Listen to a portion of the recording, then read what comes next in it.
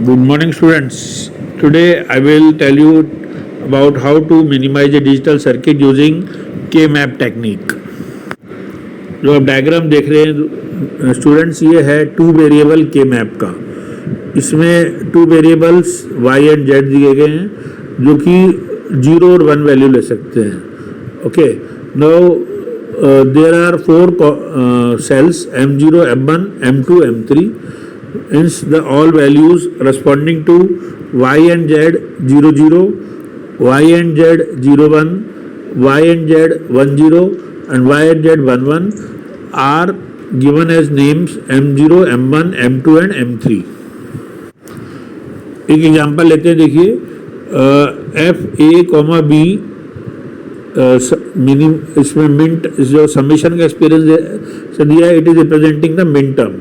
मिन टर्म और max term दो में अंतर है क्या है कि min term will be represented in the sum of product form and max term is the terms which are represented in product of sum form.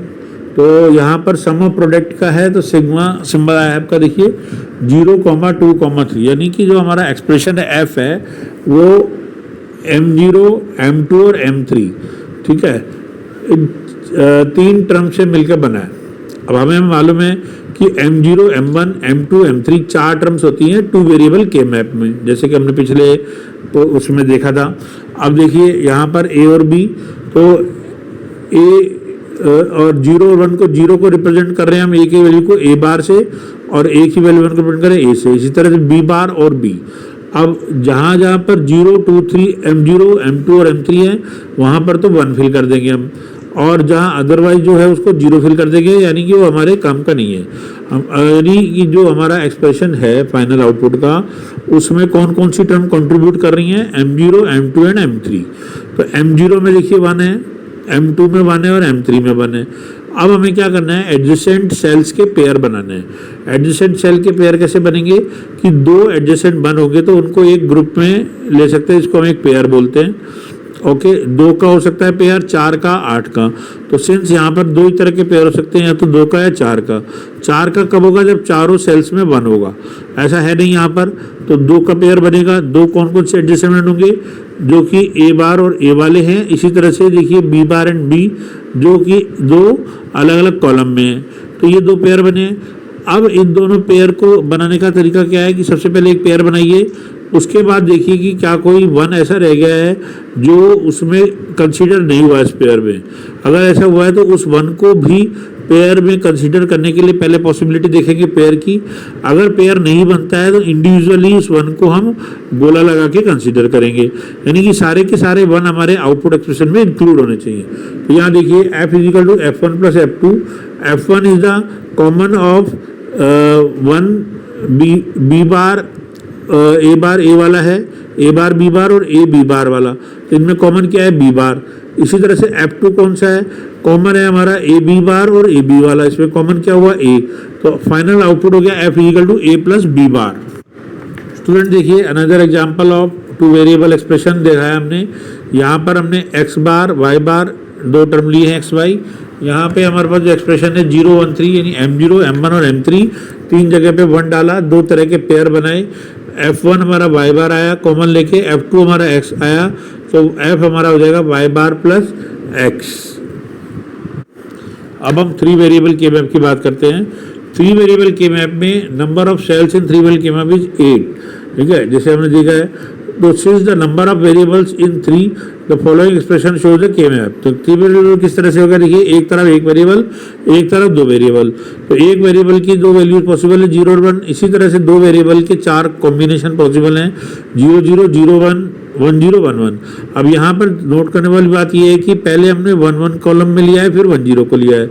इसी के अकॉर्डिंग ही हमारी M0, M1, M3, M2, M4, M5, M7, M6 हमारे इसमें नामांकन कर दिया है कि अब जो भी हमारे आउटपुट एक्सप्रेशन में टर्म्स होंगी उनको उनके करस्पॉन्डिंग में 0 या 1 की वैल्यूज हम इन कॉलम्स में फिल करेंगे। देखिए यहाँ पर एग्जांपल देखते हैं हम। Minimise the following expression F A, B, यानी मिन टर्म के बारे में बात करें। ओके, तो यहाँ पर हम देख रहे हैं कि यहाँ हमारे पास एक्सप्रेशन में पाई दिया है। तो ओके, पाई और सिग्मा दो चीज़ें। पाई जब लिखा है तो हम जीरोस को कंसीडर करेंगे और हमारा आउटपुट होगा POS की फॉर्म में होगा। ओके, जब हमारे पास सिग्मा होगा तो हम 1 को इन जो एक्सप्रेशन ब्रैकेट में लिखे हैं M01 इनकी जगह 1 लिखेंगे और हमारा आउटपुट सम ऑफ प्रोडक्ट की फॉर्म में होगा। तो यहाँ पर हम देखते हैं 8 वेरिएबल के मैप बनाने के बाद जहाँ 0 1 3 6 7 है, यानी M0 M1 M3 M6 और M7, यहाँ पर हम 0 लिख देंगे और बाकी जगह पे हम क्या करेंगे, 1 फिल कर देंगे। ओके, अब हमें क्या बनाना है, पेयर यहाँ पर 0 के बनाने हैं, क्योंकि हमारा आउटपुट किस फॉर्म में होगा, POS फॉर्म में होगा। तो एडजेसेंट जीरोस के पेयर बना रहे हैं हम। तो यहाँ हमने देखा 3 पेयर बनाते हैं तो सारा एक्सप्रेशन कंसीडर हो जाता है। तो F बार जो हमारा एक्सप्रेशन होगा यहाँ पर वो किस फॉर्म में आएगा, हमारा A bar B bar plus BC plus AB bar, या हम इसको ऐसे लिख सकते हैं F is equal to A plus B bracket में B bar plus C bar into A bar plus B bar. देखिए अब यहाँ पर क्या था, जो F बार था हमारा, क्योंकि सिंस ये 0 है तो हमने इसको F बार माना। ओके, अब हमने इसी तरह से लिया जैसे सम ऑफ प्रोडक्ट में हमने कॉमन लिया था, तो A bar B bar common आया, फिर हमारा आया BC कॉमन आया दूसरे पेयर में, और तीसरे पेयर में हमारा AB कॉमन आया।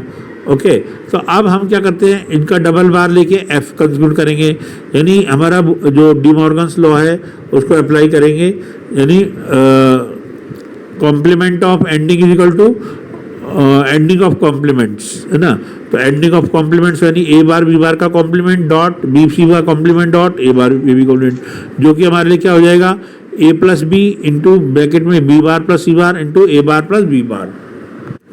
स्टूडेंट्स एक और एग्जांपल लेते हैं हम यहाँ 3 वेरिएबल के मैप का, जिसमें output is summation of 4, 5, 7। Now 3 variables हैं तो एक्सप्रेशन के मैप का उसी तरह से बनेगा। अब यहाँ नोट करने वाली बात ये है कि M4, M5 और M7 में हमें 1 फिल करना है और बाकी सब जगह 0 फिल करना है। तो M4, M5, M7 में 3 1 को हमें लेने के लिए 2 1 के पेयर बनाने पड़ेंगे। पहले पेयर में हम देखते हैं कॉमन क्या है, F1 जो हमारा, इसमें हमारा कॉमन आ रहा है AB बार। ओके, और दूसरा पेयर है जिसमें कॉमन है हमारा AC। तो AB बार और AC का सम जो होगा आउटपुट Y, वो हमारा एक्सप्रेशन का आउटपुट या मिनिमाइज एक्सप्रेशन को रिप्रेजेंट करेगा।